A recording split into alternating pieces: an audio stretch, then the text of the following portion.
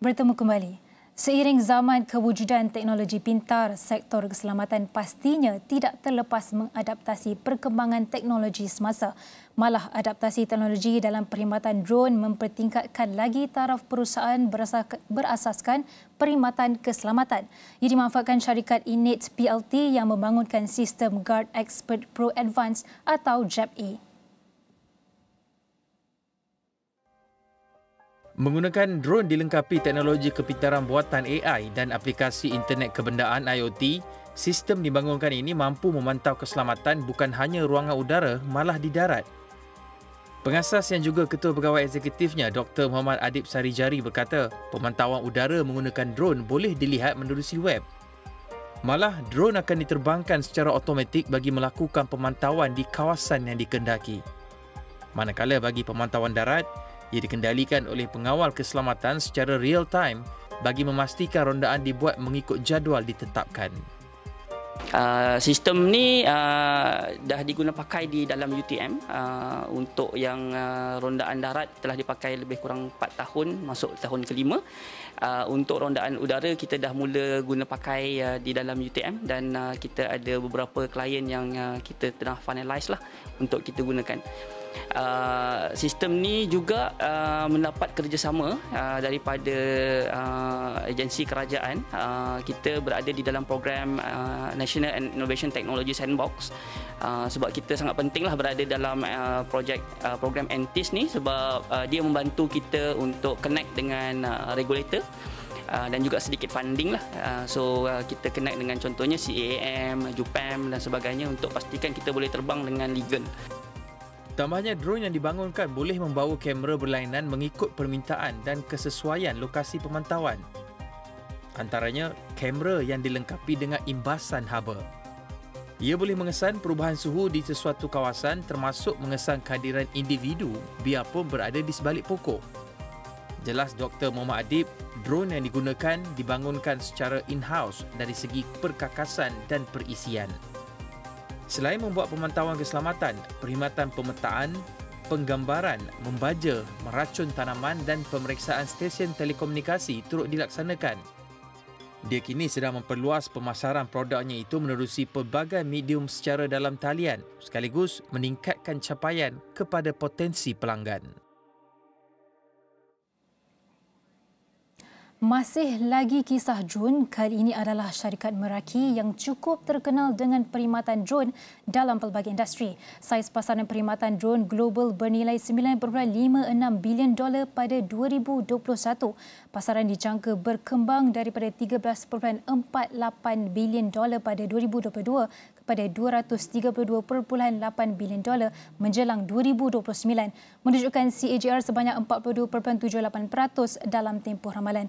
Penggunaan drone komersial yang semakin meningkat dalam pelbagai industri dan pelaksanaan drone untuk pembangunan model penghantaran dijangka meningkatkan pertumbuhan industri ini. Jadi bagaimana prestasi di Malaysia dan apa jangkaan untuk tahun depan? Sudah sedia bersama saya pada pagi ini ialah Surya Hani Afandi Chiu, Ketua Pegawai Operasi Meraki. Apa khabar Surya? Alhamdulillah, terima kasih ya. Baik, boleh kongsikan prestasi sektor drone untuk tahun ini khususnya untuk Meraki dan apa highlight utama dan bagaimana prestasi industri juga? Okey, Assalamualaikum dan selamat pagi ya. Alhamdulillah, saya rasa penerimaan teknologi drone ni dia semakin meluas. Okey, bila kita kata dia bukan sahaja di peringkat awal, kita dah mulakan dari peringkat sekolah sekarang ni ya, kepada semua industri.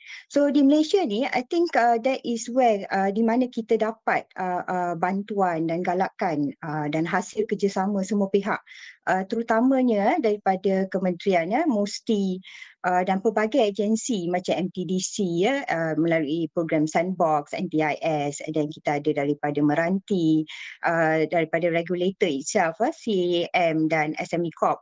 So dengan galakan ini dan bantuan dan galakan ini, I think penerimaan teknologi drone tu telah diguna pakai dalam industri. Okey, dan saya rasa galakan daripada ini telah membuktikan satu kejayaan yang kita ada dalam tempoh 2022 yang dan akan datang. Jadi sejajar dengan pertumbuhan ataupun pergerakan teknologi, adakah industri utama di Malaysia seperti pertanian sudah cukup bersedia untuk menggunakan teknologi drone ini demi produktiviti yang lebih baik? Okey, kalau diikutkan dari Meraki sendiri dalam tahun 2022, kita dah pelopori pelbagai sektor, daripada sektor agriculture, pelandangan, ke sektor telekomunikasi, latihan dan pengkhususan pendidikan, kesihatan dan perubatan serta logistik penghantaran. So daripada sekecilnya kami daripada 5 orang seawalnya, sekarang kami dah membesar kepada 230 kru kesemuanya, bukan sahaja dalam negeri dan di luar negeri. So penerimaan dalam sektor-sektor pertanian, peladangan dan industri-industri lain ni amat memberangsangkan. Okey, dengan meluaskan perkhidmatan yang sedia ada, kita ada pelbagai kolaborasi yang kita telah lancarkan ataupun bekerjasama dengan pelbagai key player ataupun industri player dalam agriculture. Contohnya agriculture, kita ada partnership dengan Samdabi Plantation, kita ada dengan Boasted, right? Malah I think di peringkat antarabangsa juga kita ada kolaborasi dengan Southeast Asia, di mana kita meluaskan perkhidmatan operasinya menggunakan drone, okay, dalam pelbagai sektor ataupun pelbagai pengkhususan.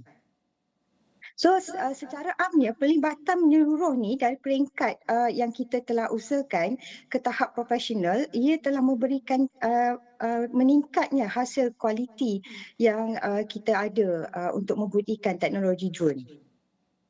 Jadi Surya, apa perancangan masa depan bagi Meraki sendiri di Malaysia dan juga di rantau Asia Tenggara?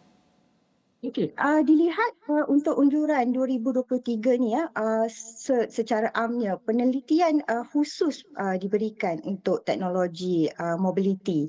Bila kita tengok air mobility sekarang ni kita telah mulakan dengan peringkat proof of concept pada tahun ini. Jadi tahun hadapan adalah drone delivery di mana kita akan memberikan impak keberkesanan dalam sektor pengangkutan udara. Okey, dalam logistik kita akan merealisasikan penggunaannya dalam penghantaran ubat seperti apa yang berlaku pada tahun ini. Kita menggunakan konsep untuk membuktikan penghantaran menggunakan drone, ubatan, supply, kerjasama dengan pelbagai pihak seperti Paman Niaga. Jadi untuk tahun hadapan pengkhususan akan lebih meluas. Kita nampak penambahbaikan teknologi sejajar dengan industri IR 4.0 di mana kita akan autonomouskan pelbagai perkhidmatan menggunakan drone delivery ataupun air mobility teknologi ni. Okey. Jadi apa pula bentuk bantuan yang perlu diwujudkan dalam bentuk dasar untuk memperkasakan industri ini di masa depan, sebab kita tahu sekarang ni masih lagi kurang digunakan, mungkin digunakan untuk sektor-sektor tertentu ataupun industri tertentu. Jadi bagaimana untuk memperluaskan lagi industri ini? Okey, bantuan-bantuan daripada pihak kerajaan dan segala agensi yang ada ini akan memberikan ruang yang lebih besar ataupun peluang yang ada untuk kita janakan lebih baik dari segi ekonominya ataupun dari segi penggunaan belia kita dalam sektor sumber manusia, di mana latihan yang kita akan beri, pendedahan awal yang kita akan tunjukkan supaya apa yang kita lakukan sekarang ni mendapat meluaskan segala teknologi yang kita telah gunakan. Okey, menggunakan manual sekarang ni akan merubah dia punya aplikasi kepada teknologi ataupun autonomous. Itu yang kita akan cubakan. Jadi bantuan daripada galakan daripada regulators, daripada segala agensi yang ada dan juga kerjasama dari semua pihak, terutamanya daripada pihak industri. Penerimaan itu amat penting supaya kita dapat membentuk satu dasar baru untuk kita laksanakan teknologi ini ataupun penggunaan drone secara meluas perkhidmatannya. Bukan sahaja dalam negeri dan kita akan melihat kepada antarabangsa juga. Kita nak tahu juga adakah kepakaran kita ketika ini berada di landasan betul dan apa lagi perlu kita lakukan untuk tingkatkan kepakaran tenaga kerja kita dalam bidang drone ini? Okey, kalau melihat kepada kajian Meranti unjurkan kita ada 50.7 bilion menyumbang dalam KDNK pada tahun 2030. Jadi dengan dasar yang ada ini, kita akan memberi peluang yang lebih besar. Kita ada 100,000 peluang pekerjaan yang kita dapat kembangkan daripada sektor sekarang, daripada sektor ekonomi ataupun sumber manusia yang dapat kita kembangkan. Jadi bila kita melihat kepada itu, penerimaan baik yang menggalakkan daripada industri ini akan memberi peluang yang lebih besar.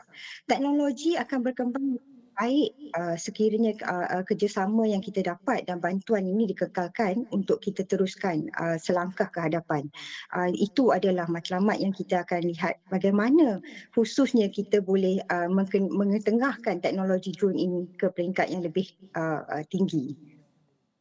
Bagaimana pula untuk peserta industri harus faham kelebihan drone ini mungkin daripada aspek mengoptimumkan kos, dan adakah industri lain cukup faham kelebihan drone ini untuk kelebihan perniagaan mereka? Okey, pada awalnya penerimaan drone juga pada peringkat awal bukanlah mudah, terus terang bukanlah mudah. Tetapi penerimaan baik dari yang amat menggalakkan daripada industri dengan kadar proof of concept yang telah kita laksanakan. Kita telah melopori daripada key player seperti Samdabi Plantation, kita dah masuk kepada Felcra sebagai contohnya sektor peladangan di mana itu adalah industri terbesar penggunaan drone di Malaysia. Jadi bila kita masuk dalam industri ataupun membuktikan kebolehan ataupun penggunaan teknologi drone ini, menambah baikkan proses yang sedia ada dalam operasi. Contohnya kita telah menggantikan drone ini di mana pekerja asing menjadi kebergantungannya.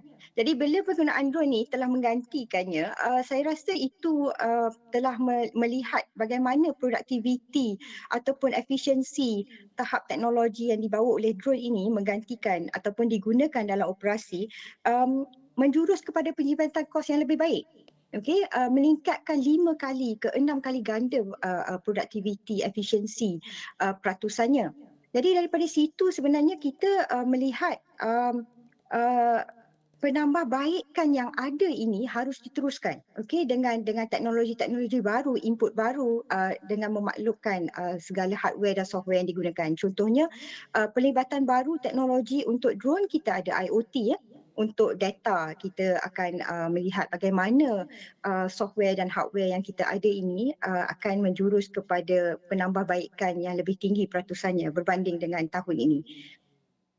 Baik, sudah tentu penggunaan drone ini banyak membantu pelbagai industri seperti yang disebutkan Surya tadi, dan terutama bagi kamilah pengamal media untuk menyampaikan berita-berita breaking news, orang kata seperti yang baru-baru ini, kejadian tanah runtuh dan sebagainya. Jadi jangkaannya pada tahun hadapan dijangka positif. Jadi terima kasih diucapkan kepada Surya Hani Afandi Chiu, Ketua Pegawai Operasi Meraki. Baik, kekurangan tenaga kerja asing terus membelenggu sektor restoran sejak COVID-19 melanda negara ini.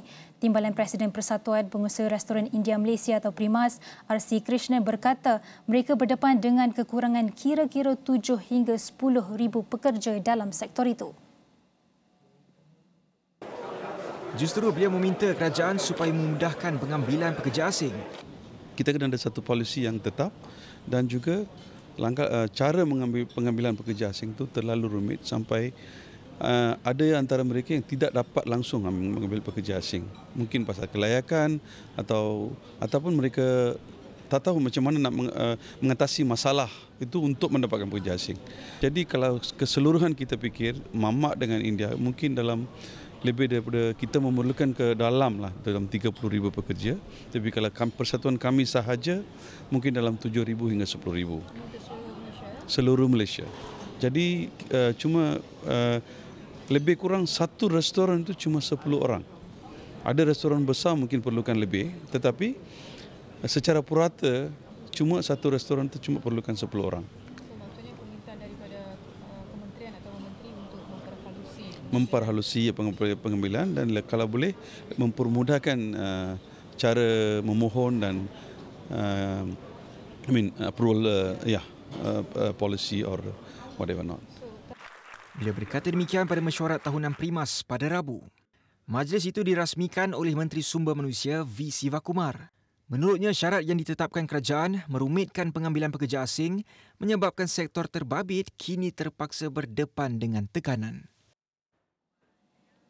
Sementara itu, Kementerian Pengangkutan menggalakkan semua syarikat penerbangan mengambil inisiatif menawarkan tambang rendah tetap pada musim perayaan. Menterinya Anthony Loke Siu Fook berkata, syarikat berkenaan perlu mencontohi langkah yang dilaksanakan AirAsia bagi membantu rakyat Malaysia yang menghadapi peningkatan kos sara hidup.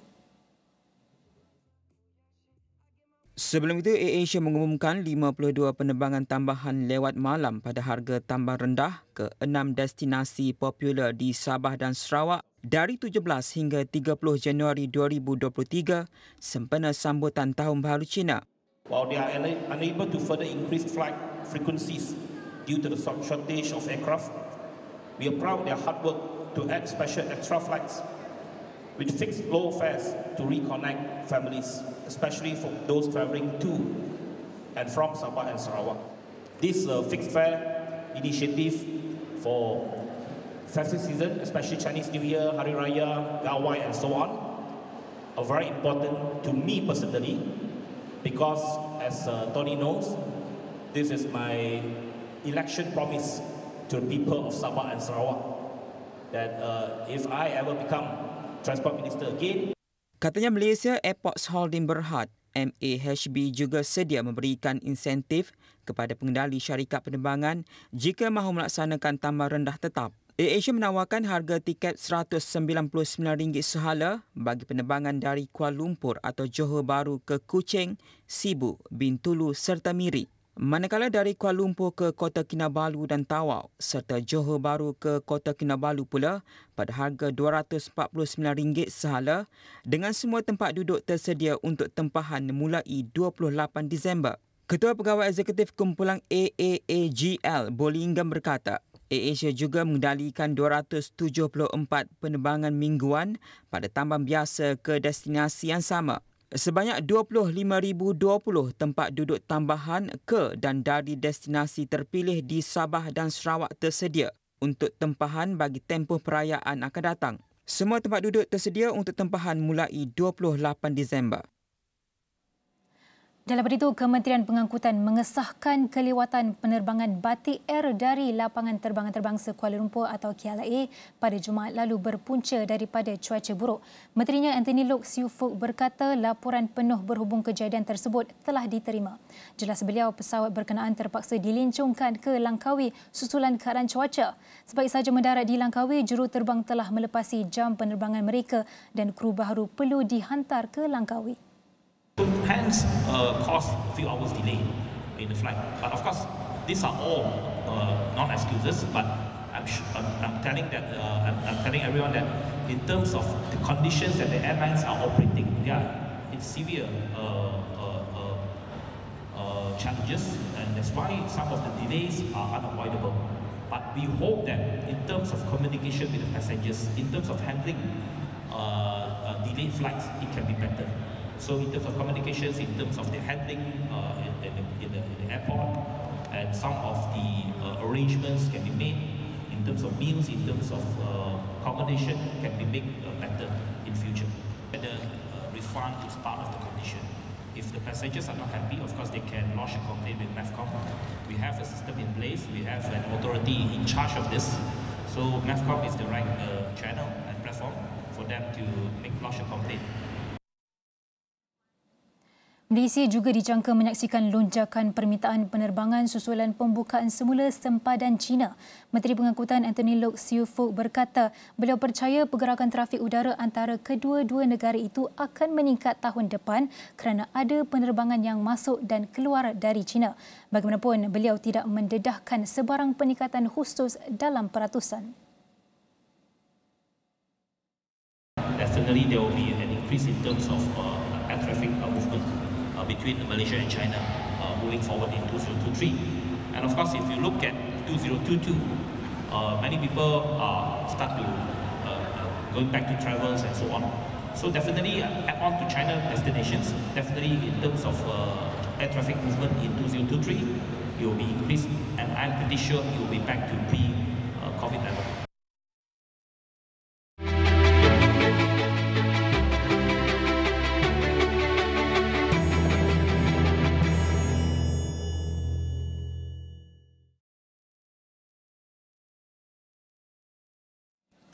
Walaupun bermula dengan agak perlahan, namun perkhidmatan mencuci karpet ternyata mempunyai potensi untuk berkembang luas jika menggunakan strategi pemasaran yang tepat.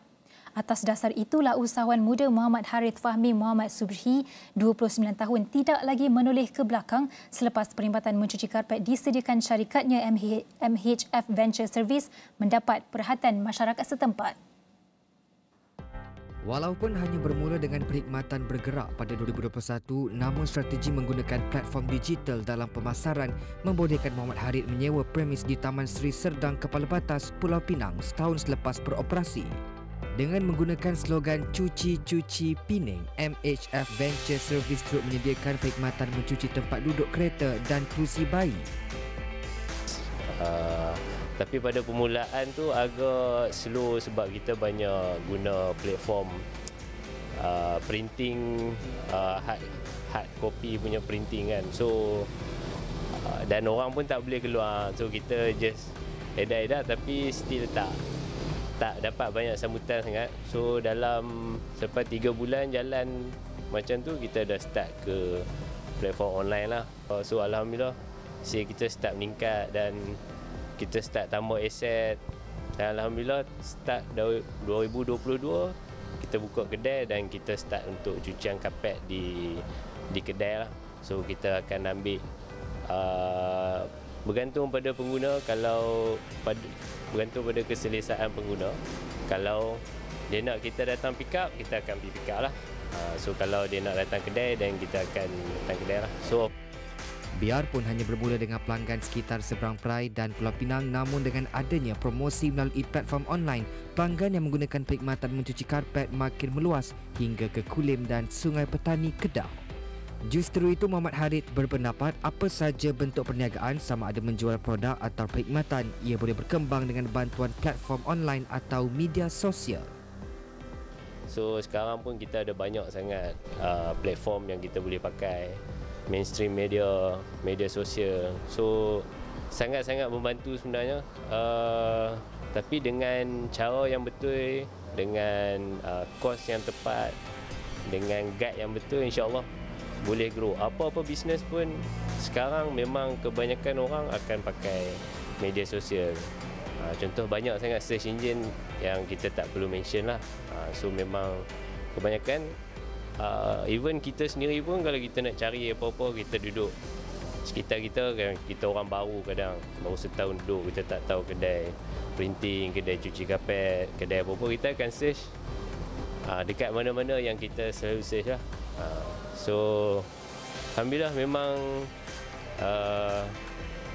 media sosial ni sangat membantu lah. Media sosial dan juga platform online sangat membantu dalam bisnes saya. Selepas 2 tahun beroperasi, MHF Venture Service kini mula merangka untuk meluaskan perniagaan dengan membuka premis lebih besar dan meningkatkan jumlah tenaga kerja bagi memenuhi permintaan pelanggan. Kopi, pahit atau manis, ia tetap menjadi pilihan penggemarnya.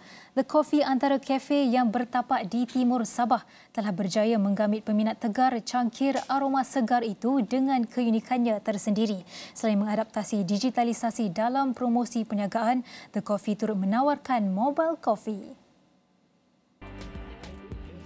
Media sosial seperti Facebook, Instagram, TikTok dan aplikasi WhatsApp menjadi medium penting promosi kafe The Coffee yang terletak di bandar IJM Sandakan itu. Selain mempunyai cawangan kedua di Taman Mawar Sandakan, The Coffee turut menawarkan perkhidmatan mobile coffee bagi memudahkan pelanggannya menikmati produk mereka secara on the go.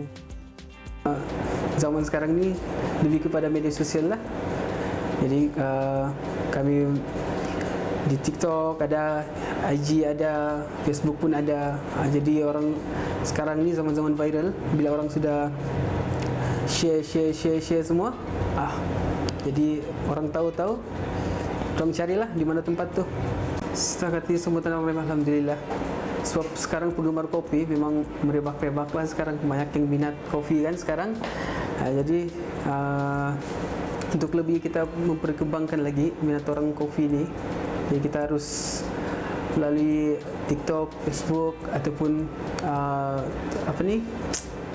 dengan laman sosial lah, begitu. Lebih senang. Muhaimin mengatakan bahawa penggunaan era digital seperti media sosial banyak membantu perniagaan mereka sekaligus mendapat sambutan memberansangkan dalam kalangan penggemar kopi.